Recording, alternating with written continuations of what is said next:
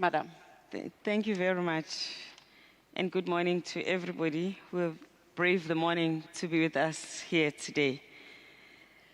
I'm honored to participate in this panel with my distinguished panelists, and I do want to congratulate the organizers of the forum for providing us with this opportunity to dialogue about these important issues that will define how we move from here and how in some way it's a relay from one generation to another on substantive issues that unite us as the people of the world.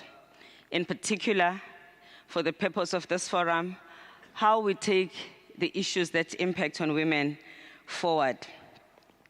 This is happening after years of hard work in the manner in which we tried to implement the Beijing platform as well as the Millennium Development Goals, leading to a lot of work in the last few months where we have been thinking about how post-2015 is going to look like when we would have ended with the MDGs and introducing sustainable development goals, and when we would have finished 20 years after Beijing. So this is a critical moment for all of us.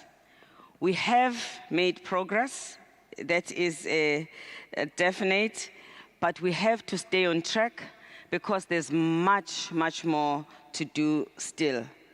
We all know that gender inequality remains the most pervasive form of inequality around the world and a pressing human rights violation. It also happens to be the human rights violation that goes unpunished in most of the time, that is highly tolerated, for which there is no consequence for governments in many cases, as well as for the perpetrators, either where there is stark violence against women or where there is even subtle but sustained inequalities. At the 58th Commission of the Status of Women held in March, our own member states, including your countries, including civil society organization, the overwhelming message was that the progress on the MDGs has been unacceptably slow for women and girls, and a bold, comprehensive, and transformative approach is urgently needed. Critical to that transformative agenda would be bringing back an emphasis on the rights of women. Member states and civil society were very clear that gender equality has to be a priority post-2015. And a priority in that context means that it has to be included as a measure of progress in every other goal with concrete indicators of what it is that we will be measuring in each of the goals. In addition to the fact that we will have one goal that is dedicated to gender equality, now positioned as Goal 5. So the member states, therefore, were clear that the two reasons, amongst many, that makes us want to sustain a campaign on gender equality was that we have to address structural inequality and accelerate the progress for women and girls. And emphasis has got to be in the word accelerate, because let us face it, the fight for gender equality has been going on for hundreds of years. I think sitting here, people of my generation, we really have scars now. And now we want the next lap to be both faster, intense, but to bring about major and fundamental and irreversible changes for women. But we need to make sure that we do it with speed, not baby steps. The second reason is to lay a strong foundation that will support the entire post-2015 agenda to be successful. One of the criticisms of the MDGs is that we were unable to focus intensely on issues that affect women on each of the goals that the MDGs were about. We concentrated too much on just the one goal that was talking about gender equality. And as a result, we were unable to achieve overall benefit of the MDGs because we, in fact, did not look at the specific achievements around women in each of the goals, something that we must not repeat next time around. The agreed conclusions, therefore, of the Commission of the Status of Women strongly affirm the relationship between development and the human rights of women and girls. It calls for actions to realize women and girls' full enjoyment of human rights.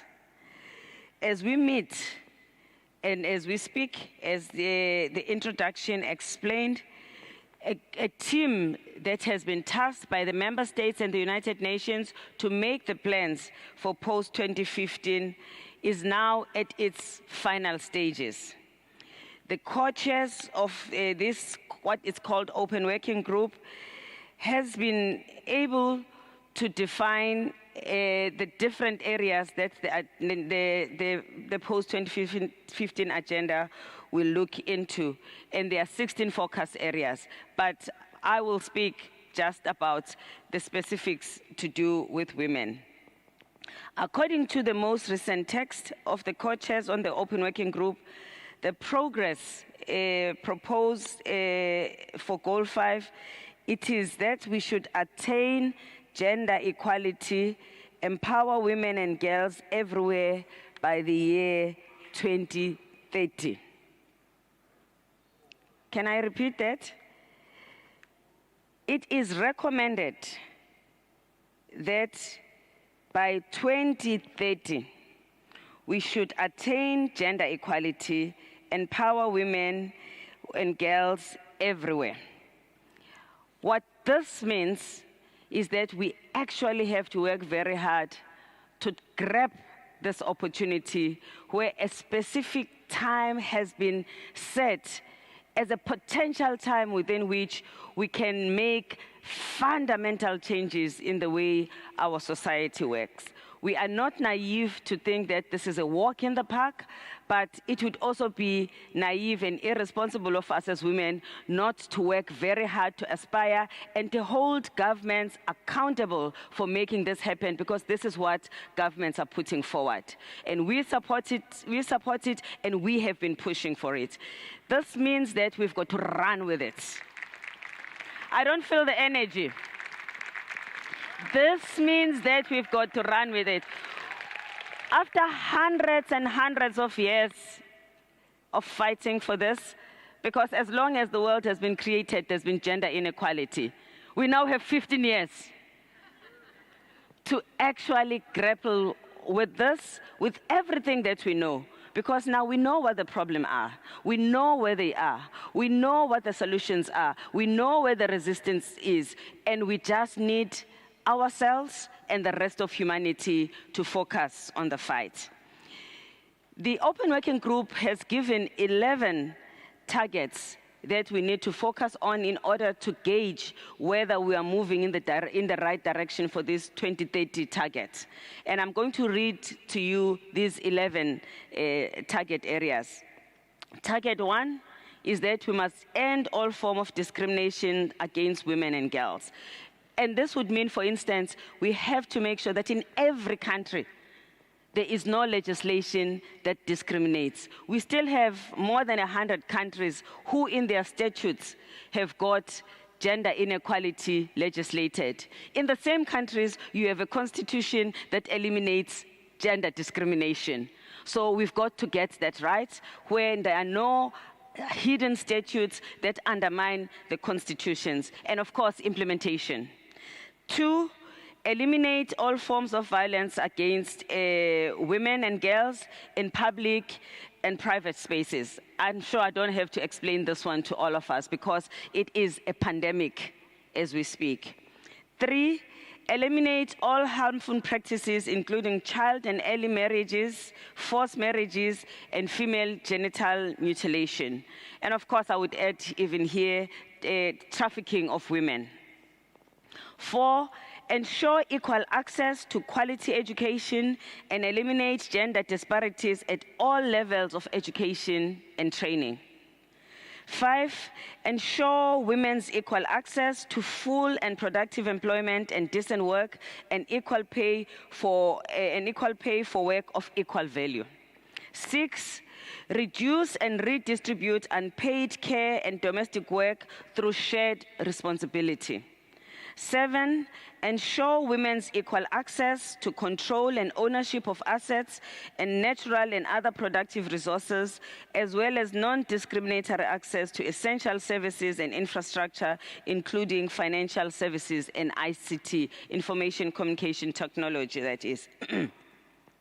Ensure, that is 8, ensure full, equal, and effective participation and leadership of women at all levels of decision-making in the public and private spheres. And 9, ensure universal access to sexual and reproductive health and reproductive rights in accordance with the program of action of the ICPD. 10, I think that's one worth clapping for because it is a big fight still.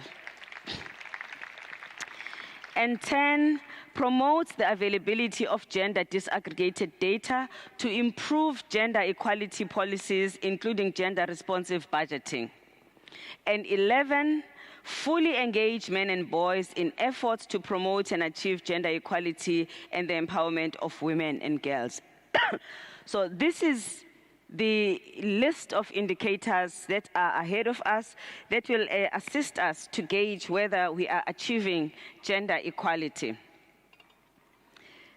So ladies and gentlemen, colleagues and friends, the goals and these targets which are yet to be finalized, and that is the catch, and for which we must keep pushing, are to be achieved by 2030, and we must aspire to achieve them. But for now, we must make sure that our governments, our civil society activists are seized with ensuring that the negotiations go the right way. This is not yet a given. It's very close. It's very much on the agenda, but it still needs to be negotiated. And you know how these negotiations can go. We know that we cannot be complacent. We need to be focused. As we meet, therefore, here, and the debate continues about the inclusion of language on the realization of the human rights of women and girls. Again, human rights are critical to include this time around, something that we missed an opportunity to include in the Millennium Development Goals. We must stand strong on human rights for women and girls, and this was an omission in the MDGs, which must now be included. The post-2015 development framework must also ensure that the human rights are based on universal and inclusive approach by nations. What is good for a girl in Nigeria has to be good for a girl in Switzerland. We should not allow a situation where the value of the lives of people in other parts of the world is of lesser value, something that we are seeing creeping. I'd also like to stress that equally important, is the integration of gender equality targets and indicators across all focus areas. Sorry. And what this means is that for each of the other goals, health, education, economy, we must have specific measure that will measure the impact of those goals on women, which would mean that we will entrench gender mainstreaming. And we will not just be ticking boxes, we will be ensuring that we are enforcing the attainment of gender equality in spirit and in letter. A future goal on education must include targets and indicators that monitor the rights of women and girls to equality education at all levels. A sustainable energy goal should include targets on access to sustainable energy for women and economic empowerment. And what we would urge you in the areas in which you work to pay attention to make sure that these goals are tied so that we're all active in each and every goal that will come about. I'd also like to emphasize that effective monitoring of gender equality will require an increased investment in gender indicators, statistics, and data disaggregated by sex, age, disability, location, and other relevant factors. And therefore, we need a gender data revolution. And I'm glad that the Open Working Group has engaged the statistical community in discussion about measurability of the targets. We know that we need to be able to monitor and measure progress. What we also will need to pay attention to is the qualitative measurements, not just quantitative measurement. Access to education and enrollment of girls is one thing, but the quality of education, the absence and the presence of stereotype in education also has to be measured for us to know that we are actually bringing about changes through education. It is great that statisticians have specifically been asked to attend to the next Open Working Group session. Moving forward, we must stay focused on human rights, as well as how to address governance and rule of law, peace, and security. It was observed during CSW 58 that human rights issues such as sexual and reproductive health and rights and sexual orientation and gender and identity remained contentious. So yes, they are included, but we cannot relax because this is a battle that we'll still wage, and the important things will be to neutralize and to win over those that are unable to identify with these great and significant violations of rights. And we know that while there's a strong support for the targeted areas, contentious issues also that still remain require us not only to work with governments, but also to work systematically with activists in those countries and support those activists to be in a position to stand up to their government. Reducing the burden of unpaid care work also has been raised, and it has raised a lot of questions, as well as reservations by member states, another area that we have to work on. There are also concerns about how to address equal access to assets and productive resources, including natural resource management and ending child and early and forced marriages. We also see that the means of implementation, including resources and funding for the future agenda, also continue to be debated. During the CSW, when women were supporting the gender goal, they were saying a standalone goal with standalone money. Whatever the version is going to be, the issue of means of implementation has got to be addressed, both by the developing countries and the developed countries. There remains significant polarization, therefore, in this area. And yet, we all know that the success of the future agenda depends on adequate financing and an enabling environment. We must, therefore, attend to these issues that are contentious. We must make sure that when we discuss the wage gap, we also look at the totality of the issue, also from the perspective of the countries where there is no work, where in fact there is no social protection, and that is urgent. We must energize the women's movement and give both content, protection, and solidarity to the women's movement, and make sure that the rights of a feminist agenda are safe and lodged in the next agenda. We also have to make sure that we organize men to take responsibility, not to take over the agenda, but to work as partners. We also have to make sure that we focus on ensuring that in the area of women, peace, and security, we fight the sexual violence, but we also fight to end the conflicts themselves. because in the continuation of conflicts, all kinds of violations are given an opportunity to thrive. We must empower the women in countries where conflicts are taking place to take lead and responsibility and to be empowered to make the decisions that they need to make about their countries.